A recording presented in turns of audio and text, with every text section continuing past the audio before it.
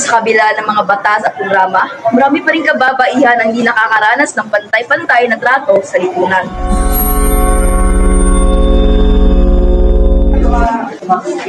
Sa paaralan, trabaho at tahanan, may mga babaeng hindi mabigyan ng parehong oportunidad, sahod at boses kagaya sa mga lalaki. Babae ka, hindi lamang basta babae.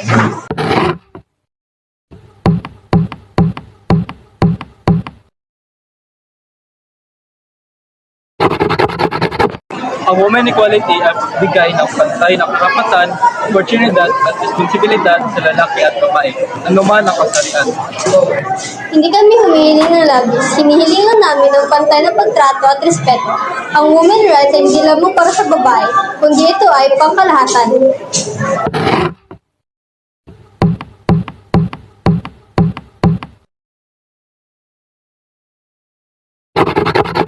Mahalaga ang women equality dahil kapag ang babae ay may akses sa edukasyon, desenteng trabaho at ligtas na komunidad, mas umuunlad ang pamilya at buong bansa. Ang women equality ay laban sa diskriminasyon, karahasan at pang-aabuso. Ito'y pagtataguyod ng dignidad at karapatan ng bawat babae. Sa pagkilala at pagsuporta sa women equality, tayo nag-aambag sa isang lipunang makatarungan, ligtas at pantay na oportunidad para sa lahat. Pantay na karapatan, pantay na oportunidad, at pantay na kinabukasan. Sa kabila ng talino at kakayahan, marami pa rin kababaihan na nakakaranas ng hindi pantay na pagtrato. Ngunit, alam niyo ba, na may mga programa at batas na nagproprotekta sa kanila? Hanggang ngayon, nararanasan ng kababaihan ang diskriminasyon, karahasan at kakulangan sa oportunidad.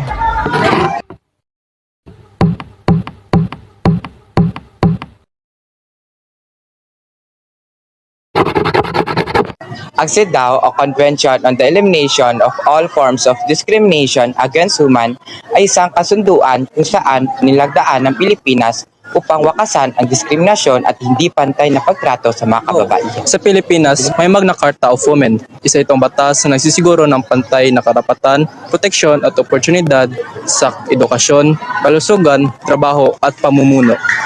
Ipinaglalaban nito na ang mga babae ay may boses sa lipunan.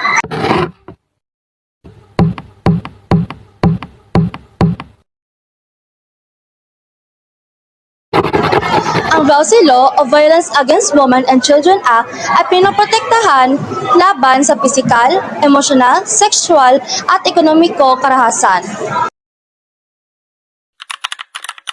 Ang women's civil rights ay tumutukoy sa karapatan ng kababaihan na makapag-aral, makapagtrabaho, makaboto, magpapayag ng saloobin ng walang diskriminasyon.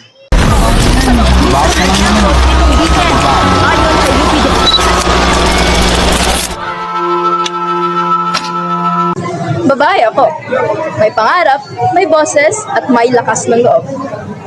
Babae ako, dapat din akong igalang, pakinggan, at pahalagahan. Babae ako, may kakayahan akong mamuno, magdesisyon para sa aking sarili. Babae ako, hindi mahina, kundi matapang at may paninindigan. Babae kami, hindi lang basta babae.